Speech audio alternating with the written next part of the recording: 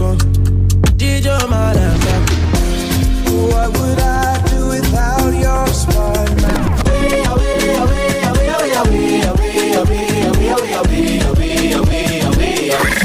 Ready, set, it's going down. Right here at Yes Media Academy Radio. The rhythm goes on. Girl, I wanna be your owner. We raise the roof all day, every day.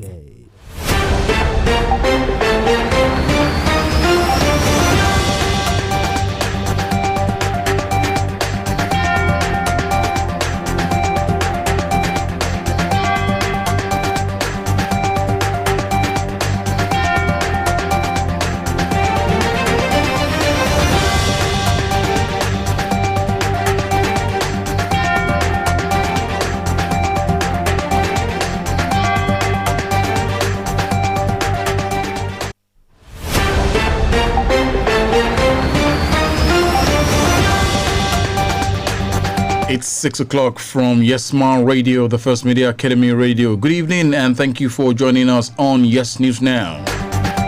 In the headlines, SGF challenges NAS.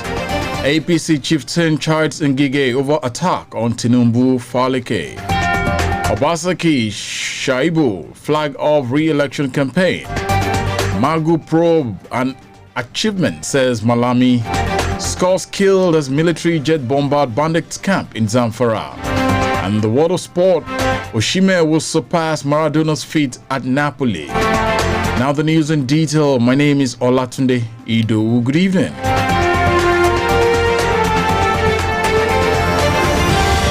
Secretary to the Government of the Federation, Boss Mustafa, has said that Nigerians are looking forward to members of the National Assembly to provide solutions to the challenges facing the nation. Mustafa, who spoke at a retreat for leaders and members of the House of Representatives on the reverse legislative agenda, also said that the smooth relationship existing between the legislature and the executive has made for smooth running of government. He challenged lawmakers to draw from their collective wealth of experience and constitutional powers to chart a course that will take Nigeria to a higher trajectory of development in a sustainable manner. He said the retreat was coming at a time when the country and indeed the entire world was facing the most important emergency of this generation in the form of COVID-19 pandemic. He said the impact of the pandemic has disrupted all global systems, including governance, economy, lawmaking, food production, transportation, education, and health systems, to mention but a few, adding that the most advanced systems in the world have been tested to their limit. Mustafa said this is the right time for the legislature to recalibrate and reposition itself on the delivery of the expected outcomes of the contract with Nigerians, because the next 3 years will be very critical to our nation. The Minister of Information and Culture, Lai Mohammed, has asked the National Broadcasting Commission to halt the transmission of TV reality show Big Brother Nigeria. The minister said the need to stop the reality show, which entered its fifth season on July 20th, became imperative due to the coronavirus pandemic. On Wednesday, Acting Director General of the NBC, Armstrong Idachaba, told senior management members of the commission at a meeting that he had been directed by the ministers to shut down the show, according to newsmen. Mohammed reportedly wanted the letters shutting down the show to come from the NBC because of the general opinion that he is bent on sending MultiChoice Limited, producers of the show, out of Nigeria. A director had told the meeting that the NBC had on July the 1st sought an explanation from MultiChoice Limited on a possible violation of COVID-19 protocol with the airing of the show. MultiChoice Limited had subsequently replied the NBC, stating the measures taken to forestall any violation of the COVID-19 protocol advised by the Presidential Task Force on COVID-19, adding that the Lagos State Safety Commission gave approval for the show. The organizers also said housemates went through mandatory 2-week isolation before the commencement of the show, and that the BBN house had been disinfected and rearranged to ensure physical distancing, in addition to the elimination of live audience. Former Ekiti State Governor Ayodele Fayose has asked President Muhammadu Buhari to sack the Minister of Niger Delta Affairs, Godswill Akpabio, and the acting Managing Director of the Niger Delta Development Commission, Kemebra Di Kumo Ponde. Fayose, who made this known via his verified Twitter handle, urged the president not to continue treating looting of public treasury as a family affair. There have also been calls by the National Assembly for the dissolution of the Interim Management Committee (IMC) and the return of the NDDC to the presidency for direct supervision. The House of Representatives is currently probing alleged corruption in the NDDC, but the president is yet to take any decision concerning the dissolution of the IMC and the termination of the appointments of the minister and the acting NDDC boss. A chieftain of the ruling All Progressive Congress APC, Dr. Tam Ohikere, today took a swipe on the act of incivility displayed by the Minister of Labour and Employment, Chris Ngige, during the House of Representatives probe of Nigeria Social Insurance Trust Fund, NISTF. He frowned at the minister's behavior for turning a constitutional oversight function of the National Assembly to a joke instead of focusing on the subject matter, describing Ngige's action as a show of shame. Ohikere, in a statement in Abuja, said the theoretical act of the minister was unbecoming of his office. The House Ad Hoc Committee investigating an alleged breach of a presidential directive by the minister had invited him over the suspension of top management and executive committee members of the Nigeria Social Insurance Trust Fund (NISTF), an action which was in defiance of presidential directive that bars ministers from sacking heads of agencies. Apparently uncomfortable by the grilling of Honorable James Falike, a member of the committee, the minister threw caution to the wind to the chattering of the committee and resorted to uncivil utterances.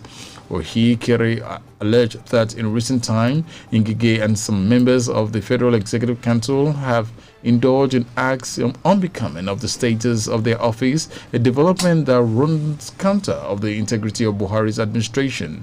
Ohikere, who was a two-time commissioner for information in Kogi State, berated Ngige for throwing tantrums at the national leader of the APC, Asiwaju Bola Tinubu, saying the two do not belong to the same political pedestal.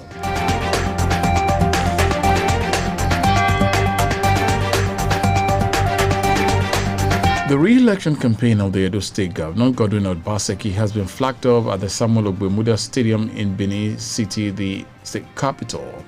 He is campaigning for his second term in office on a platform of a new party, the People's Democratic Party, following his defection from the All Progressive Congress, with which he won his first term.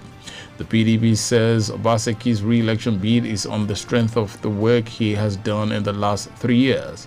According to the party, the event is being held with strict compliance with COVID-19 safety guidelines, especially the social distancing rule. Meanwhile, former senator representing Kogi West local government area, Dino Melaye, has warned all those who plan on rigging the forthcoming Edo State governorship election to desist from such plans. Melaye sounded the warning in an unusual fashion at the flag-off of the campaign of the People's Democratic Party (PDP), where he said anyone involved in such an act will be infected with the coronavirus. Governor Obaseki, who is running for his second term in office, is running on the platform of the People's Democratic Party following his defection from the All Progressive Congress on July 19, the party with which he won his first term. The PDP says Obaseki's re-election bid is on the strength of the work he has done in the last 3 years. The party also noted that the event is being held with strict compliance with COVID-19. The election is slated to hold on September 19. Let's get to hear Senator Dino Melaye. To read this election, Holy Ghost! Those who want to come from Abuja, where they put dollar for pocket, from Kogi State, where one come read this election, begin to receive COVID, receive COVID, receive COVID, receive COVID, receive COVID.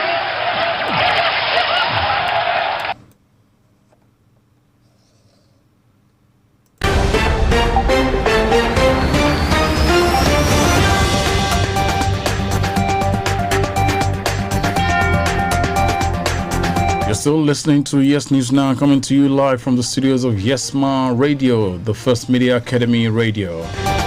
The Attorney General of the Federation, Abubakar Malami, SAN, says the probe of the leadership of the Economic and Financial Crimes Commission is applause for the regime of President Muhammadu Buhari. The AGF stated that the probe of the suspended EFCC chairman, Ibrahim Magu, was an evidence that no one was above the law. Responding to a question on whether the probe was to settle personal scores, the Minister of Justice said he wasn't the one probing the EFCC. Rather, it was the presidency that set up a panel to investigate the commission.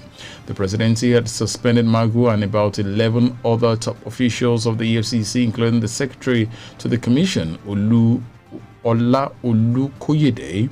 The EFCC under Magu is alleged to have been unable to account for the interest accrued to recover loot of 550 billion naira.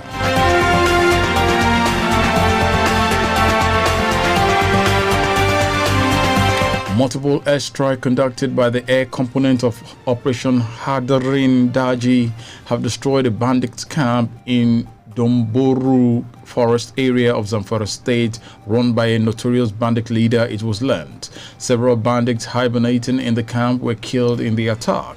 The statement added that the airstrike, which also resulted in the killing of several armed bandits, was executed after human intelligence report as well as series of confirmatory aerial surveillance missions established that members of the gang, along with their logistic items, motorcycles and hundreds of Russell livestock, had relocated from their erstwhile position to new area by a rocky high ground within the forest. In the meantime, the coordinator of Operation Safe Corridor, Major General Bamidele Shafar, has disclosed today that 601 de-radicalized ex-Boko Haram combatants have graduated at the DRR camp in Malam City, Gombe. Out of the 601 graduates of the Batch 4 clients, which arrived in Tulchok of 27 November and 14th December 2019, 592 are Nigerians from 10 states of the Federation, while 14 are foreign nationals from Cameroon, Chad, and Niger. Out of this number, 3 died of health complications, while 1 was referred for further medical treatment at the neuropsychiatric hospital in Maiduguri.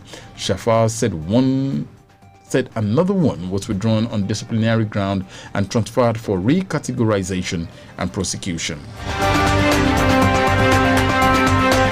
Coming to Oyo State, the Oyo State chapter of the People's Democratic Party (PDP) has reacted to statement credited to the state chapter of the All Progressive Congress (APC) and some of its stalwart for criticizing a proposal by the state government to access a 100 billion naira bond facility to expedite action on developmental projects across the state.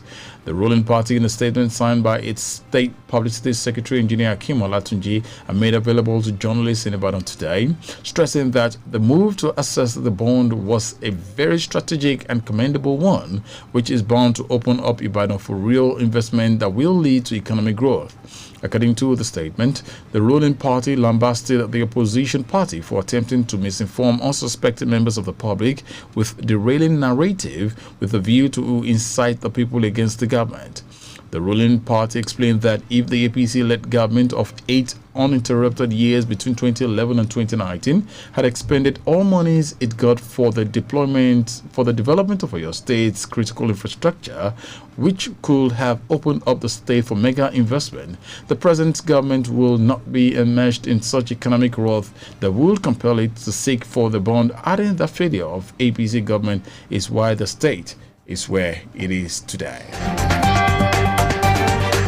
And going straight to the world of sport, President of the Nigeria Football Federation, Amanju Pinnick, has backed Victor Osimhen to shine in the Serie A and surpass the record of legendary Argentine Diego Maradona. Osimhen is set to seal a 5-year contract with the Italian giant for a fee believed to be around 60 million euros, which could rise to 81 million euros with other add-ons. In a statement published on the website of Naples-based radio station, Pinnick said he was elated with the imminent transfer of the striker and backed the youngster to do better than Maradona, who led the club to UEFA Cup triumph in the 1988-1989 season. And that'll be all on Yes News Now. But before I go, let me bring you a recap of the stories I brought to you earlier. In the news, I told you that Secretary to the Government of the Federation challenges members of the National Assembly. APC chieftain charged Sengige over attack on Tinubu and Falike. Obaseki, Shuaibu flag off re-election campaign. Magu probe, an achievement that's credited to Malami. Scores killed as military jets bombard bandits camp in Zamfara. And in the world of sport, Osimhen will surpass Maradona's fate at Napoli. The news was produced and edited by Prosper Abolade Showumi and delivered by Olatunde Ido. Many thanks for listening. The Yoruba version of Yes News Now comes up immediately. Thanks for listening and do have a wonderful weekend. Good evening.